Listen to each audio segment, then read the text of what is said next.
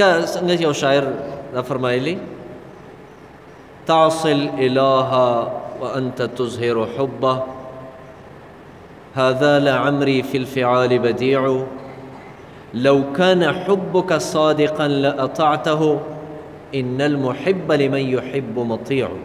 عملی طور په عمل کې د الله نه فرمانی کې، الله نه بغاوت کې، د الله حکم منلو ته نه تیار. هغه چې د باندې کم سیزونه بند کړي، حرام کړي دي، د کم څه نه ته منې کړې هغې نه ځان نه منې کې او په خوله باندې دا وې چې الله سره مې محبت دی، او که د الله نامه یاده شي نو زر زر داسې سترګو باندې او خوله باندې چفی واخلي. عملي طور ستا محبت هغه نشته دی. شاعر فرمایي چې دا خو ډېره عجیبه غونته خبره لګي، یو ناشنا او نوې غونته خبره ده.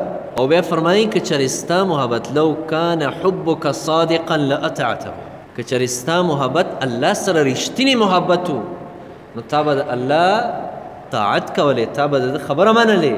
ځکه ان المحب لمن يحب مطیع، محبت کوونکی د خپل محبوب تابعداري. ځکه د ایمان اولنۍ نښه د الله رب العالمین د توحید او د یووالي اولنۍ نښه الله سره محبت.